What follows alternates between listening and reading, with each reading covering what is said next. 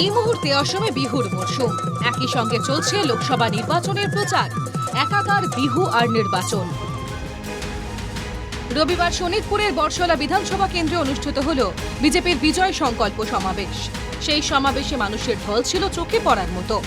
বহাগ বিহুর দিনে এত মানুষের সমাগম দেখে আপ্লুত মুখ্যমন্ত্রী।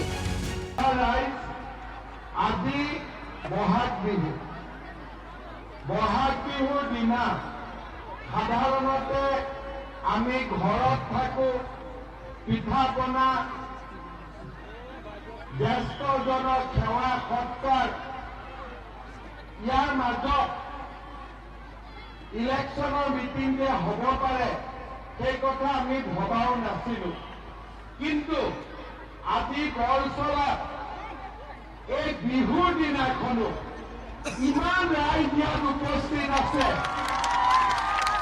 তাৰ পৰা কি প্ৰমাণ হৈছে যে শোণিতপুৰত এবাৰ বিজেপি জিকিবই। সমাবেশে মুখ্যমন্ত্রী কংগ্রেসকে নিশানা করে বলেন, একসময় অসমে ম্যাজিস্ট্রেটের চাকরি 1 কোটি টাকায় বিক্রি হতো। আজ পরিস্থিতির বদল হয়েছে। আজ অসমের ছেলেমেয়েরা বিনে পয়সায় সরকারি চাকরি পাচ্ছে। 1 কোটি টাকা দি ম্যাজিস্ট্রেটৰ চাকৰি বিক্ৰী হৈছিল।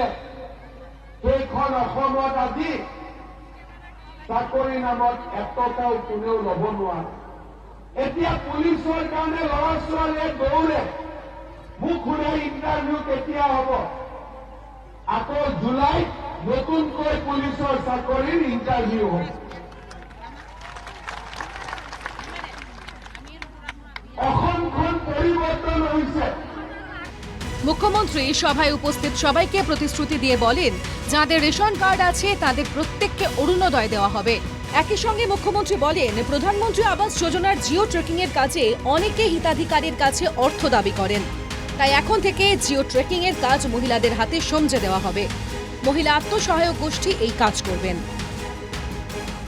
বহুত মানুহে এতিয়াও প্রধানমন্ত্রী আবাস যোজনার ঘর পোৱা নাই, হয় না নহয়? কোনে কোনে ঘর পোৱা নাই হাত দাঙক। এইবার আমি এটা নতুন নিয়ম কৰিছো। আগতে ঘৰৰ জিঅ' ট্ৰেকিং বিলাক পঞ্চায়তৰ মানুহে কৰে। ভাল কৰ্মচাৰী আছে, কিন্তু 2-এজন কৰ্মচাৰী বেয়াও আছে। টকা পইচা লৈ ধনী মানুহৰ জিঅ' ট্ৰেকিং কৰি দিয়ে, দুখীয়া মানুহৰ জিঅ' ট্ৰেকিং নকৰে। মই কথাবোৰ ঠিক গম পাইছো নে?